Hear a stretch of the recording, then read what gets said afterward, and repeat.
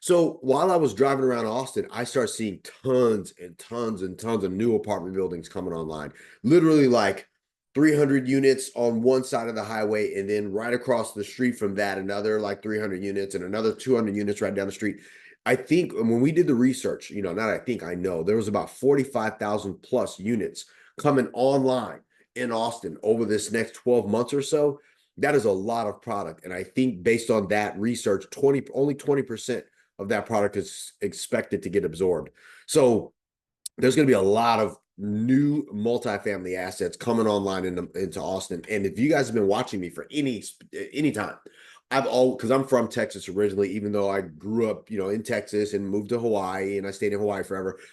I've always had a relationship with Texas because I grew up there. I know the Texas market. It's a boom and bust state.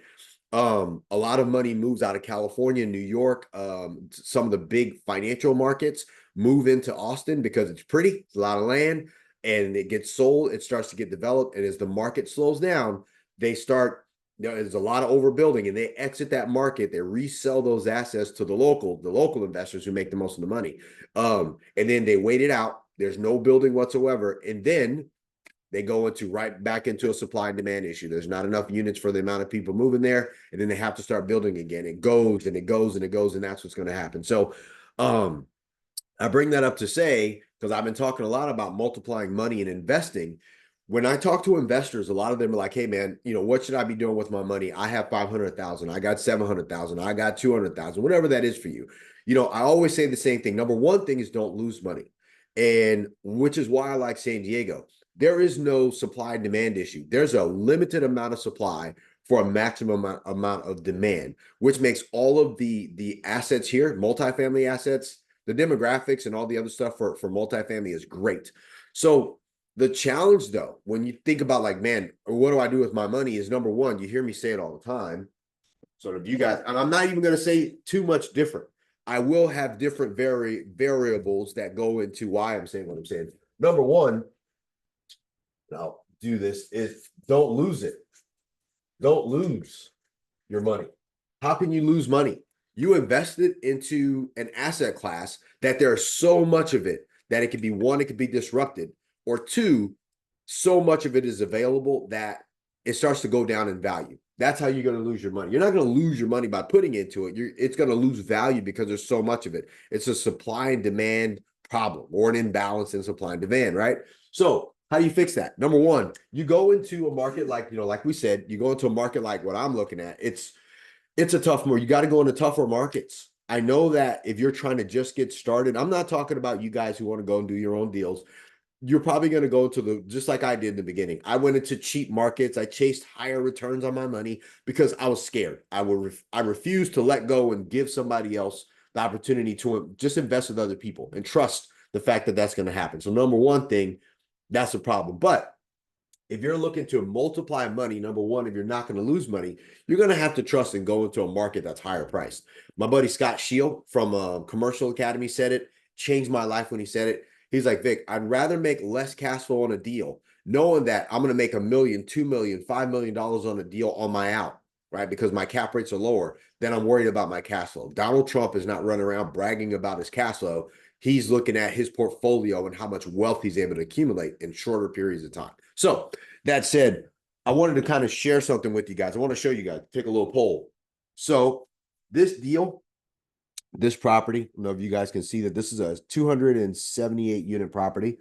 We'll just kind of look, we'll go down this way. Go around this way.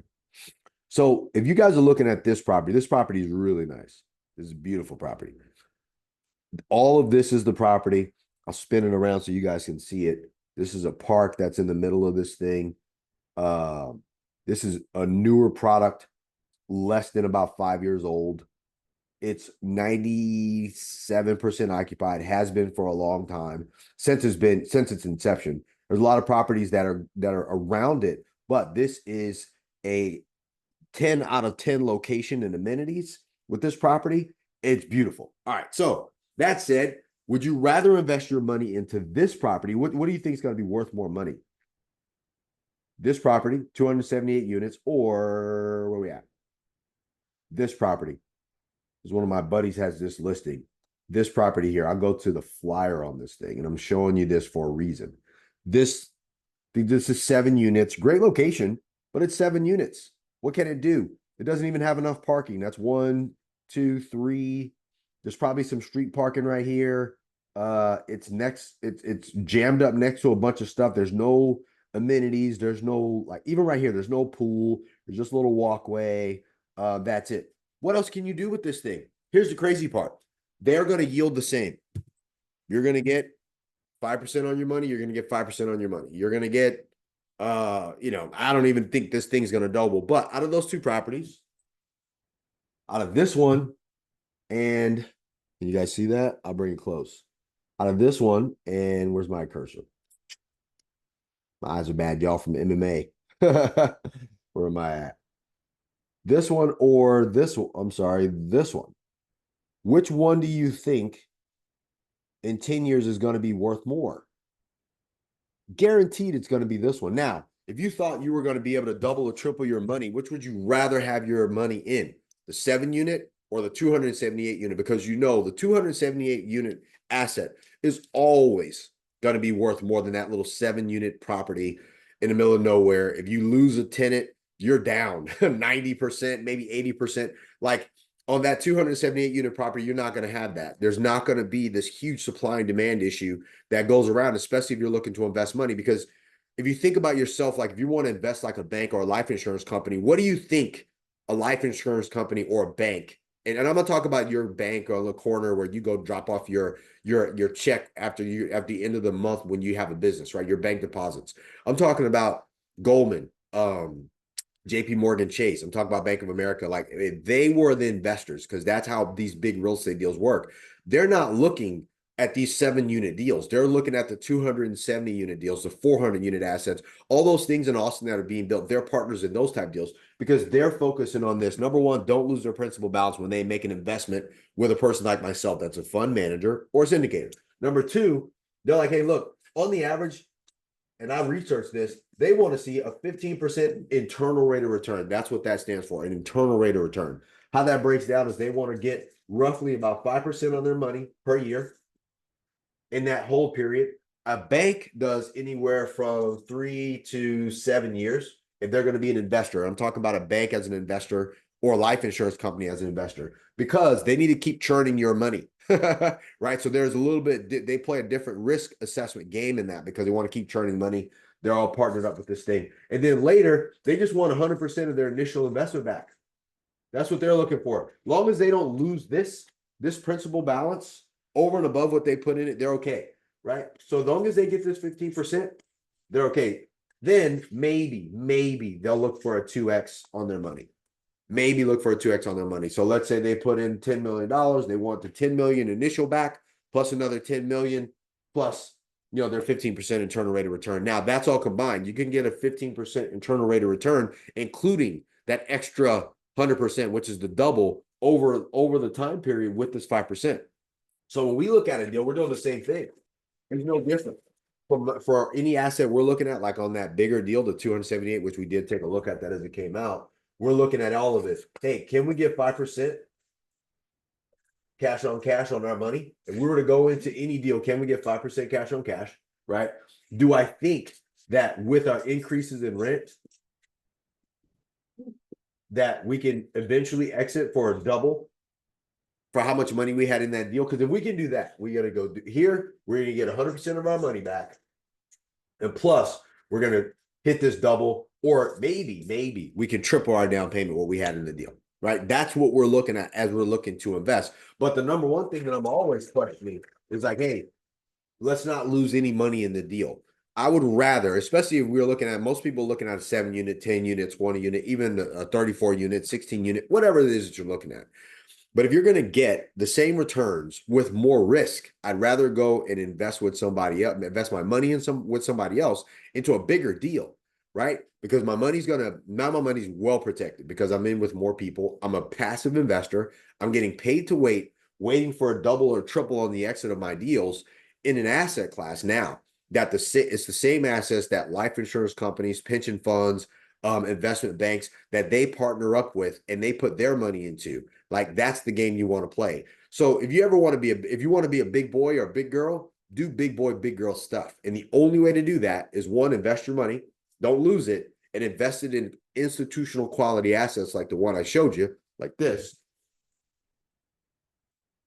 like stuff like this. Like I said, and that's 278 units, instead of doing stuff like this. Now, it's okay if you want to start there. I know people who make that their bread and butter, but they're not trying to be a big boy or a big girl. They're like, I just want to kind of flip my money and keep it going. That's great if that's for you. That's not who I am. That's not who I want to be. That's not who my investors want to be. We want to be in a deal for 10 years, 7 to 10 years. We want to know that money's locked up. We want to keep putting money into those type of investments.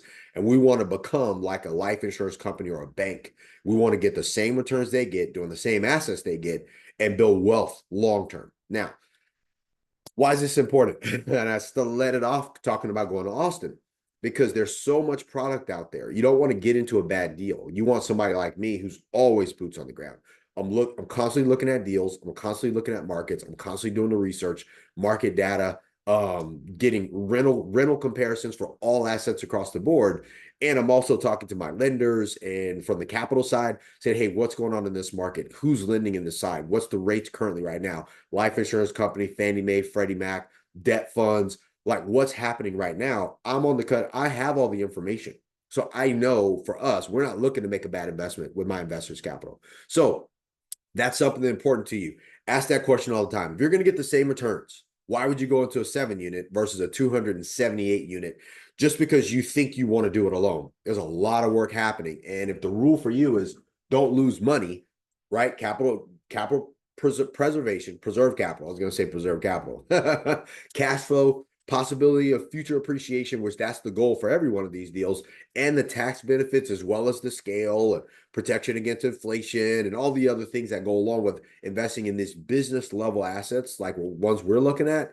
It matters. So if you go into a market like Austin where you have a lot of product coming online, you could get into a situation where you're forced to lose money, or you wait longer waiting for some of those units to get taken up by future tenants that have to rent, and then later they build more. Like, you don't know what's going to happen. So take the questions, take the uncertainty out of your investments, go into a deal that you know makes sense, bigger, cost you money to get into it, and it's hard as hell to get out of it. You aren't going to just turn around and resell a 278 unit asset class like you can a 7 unit to just get out of it. You don't want that. You want to focus on generating revenue and income, putting that money into an asset and waiting until you hit that double on your exit. So I hope this helps. Oh man. I wanted to do this because it just blew my mind being in Austin.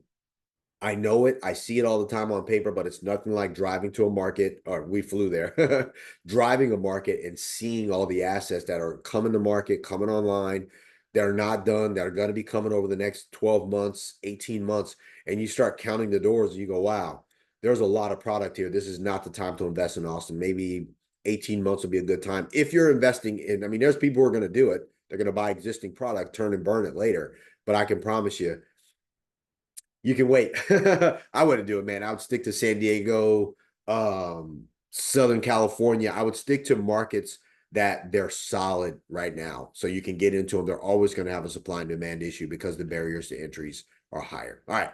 Don't lose money, man. Multiply. Focus on multiplying money. Don't lose it. Multiply. Don't lose it. Multiply. That's how you win the wealth game. All right. So if you're looking for cash flow, you're looking to get your money invested, you want to talk to a real person, go to bell-capital.com.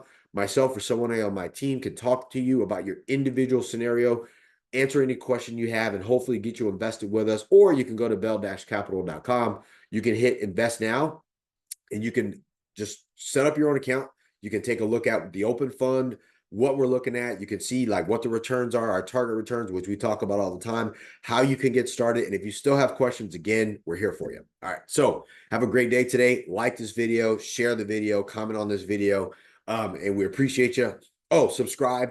Make sure you subscribe. Definitely want to have more subscribers here so I can do more content that you want and answer you guys' questions. All right. Have a great weekend. Let's go.